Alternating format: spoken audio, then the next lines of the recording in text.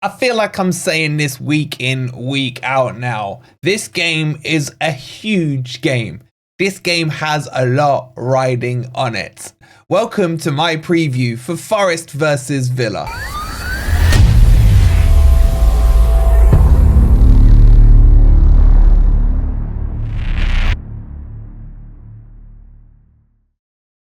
Good morning, good evening, or good night. Hope you guys are doing well, and welcome to the preview for Forest versus Villa. If you're enjoying the content, please don't forget to hit that like button. Make sure you subscribe to Forest Fan TV if you are new here. And in the comments, get your scores in. What are you going to predict the game is going to be today? Oh, and by the way, subject to a lot of fun conspiracy theories on Twitter, we're back on our new account, and our new account is at YouTube FFTV on Twitter. I've seen there's a few fake accounts out there, so I'll leave our Twitter link in the comments pinned, so go give us a follow there, especially as we're getting towards the transfer window.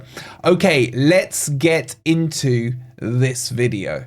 And as I said in the intro, every game is starting to feel bigger than the one before, because we're in that period of the season where a loss could knock you down from 5th to like 10th, 11th place. A win puts you potentially into the top 4.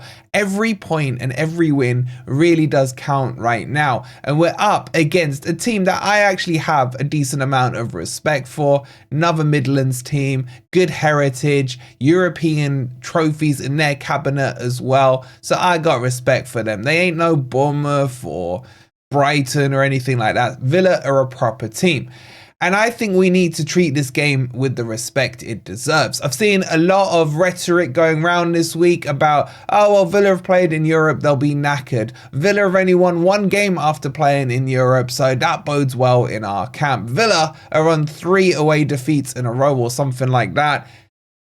That's the bit that worries me the most, the old charity FC coming in. So I think this is going to be an extremely tough game. Villa had a good win in Europe. According to Luke, my mate, the fellow YouTuber, he says it was their best European performance so far this season. I did remind him that the team they beat are 0-6 in the Champions League. But if you want to see my preview with Luke as well and get his perspective on it, I'll leave it on the end screen for you if you haven't seen it already. So I'm not taking this game lightly.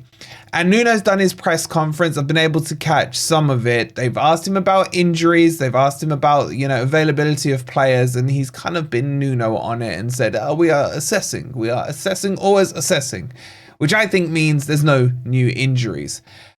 So that's one good thing. They've asked him about, are Forest ready for Europe? And he basically kind of said yes in the way he answered. I don't think he meant to, but it felt like he did there. So there's a lot of things. They also asked him about the stuff that the club is doing with the fan base. They had those Christmas gatherings, party things. And I want to shout out Mohammed. Mohammed, if you're watching, I am extremely jealous of you. You got to meet my boy Ola Aina. Let me know in the comments how it was. And it was Mohammed's birthday on the 25th of November. So happy birthday to him there. So I'm sure that made his day. So give some love to Mohammed in the comments as well. But let's focus on this game.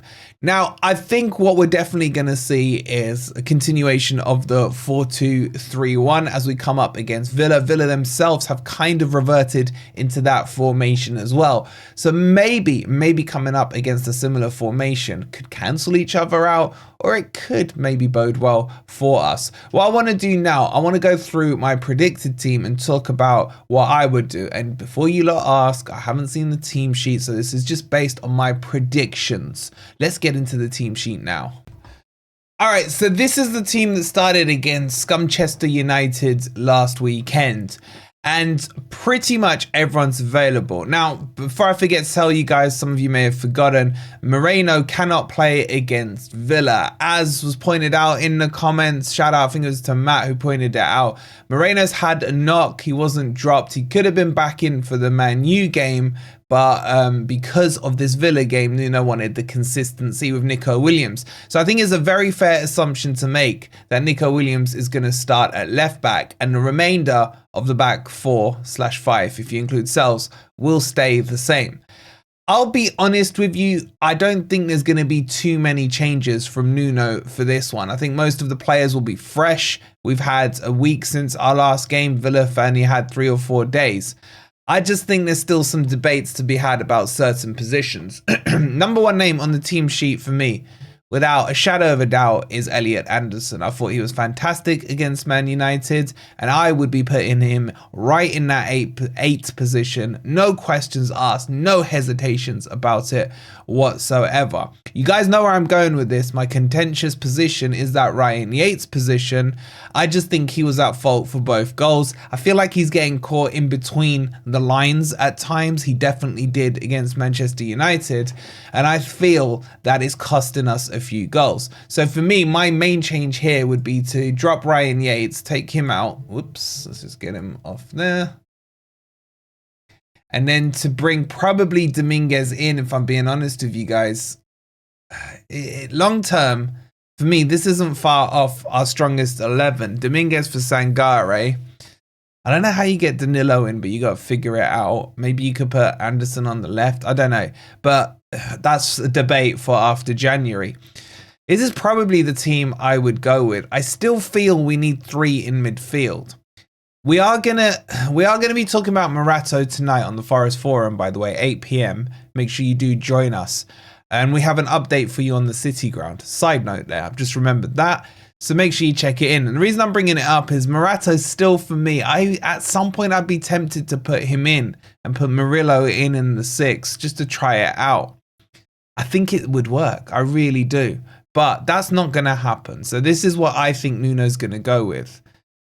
I actually don't think he's going to make that change either. I think Dominguez won't start and Yates will be in, and we'll probably see the same team that we saw against Manchester United. But what changes would you guys make? Let me know in the comments below. So how do I see this game going? By the way, as if by magic, socials are updated. There's the Twitter there, YouTube, FFTV. Go give us some love on there. How do I see this game going? I don't know. And I actually feel more comfortable when I don't know, because any game this season where I've gone in feeling confident that we're going to win, Forest do with Forest. Where I'm more hesitant, where I'm more worried, like say the Man U game, because so much was riding on it for me, we go and we perform. And I'm almost in that same train of thought. I can see us beating Villa. And I can see us doing well against Villa. I think the style we play suits playing against the Villa team and doesn't suit them, if that makes sense. Because they leave a lot of space in behind. And we're able to expose that. What I will say, though, and Luke talked about it on yesterday's preview, is Villa aren't playing Ange ball anymore. They're not playing with their centre backs right on the halfway line the way Spurs are doing. They have dropped them back a good few yards to kind of protect themselves from that. So this isn't really going to be a repeat performance of what we saw at the City ground last year when we beat them 2-0 and it was just like play the ball over the top. There's going to be loads of space for everyone to run into. This is going to be a more disciplined Villa. But is it a more tired Villa is the question. I really want to predict a win. I just can't quite bring myself to it. So I'm going to copy what I said against the Man U game and just hope that lightning strikes twice and we win 3-2. I'm going to predict Forest to draw this one 0-0. I don't think we've had a 0-0 that I can remember this season, if not for a while. I mean, the only one that springs to mind was Brighton last year.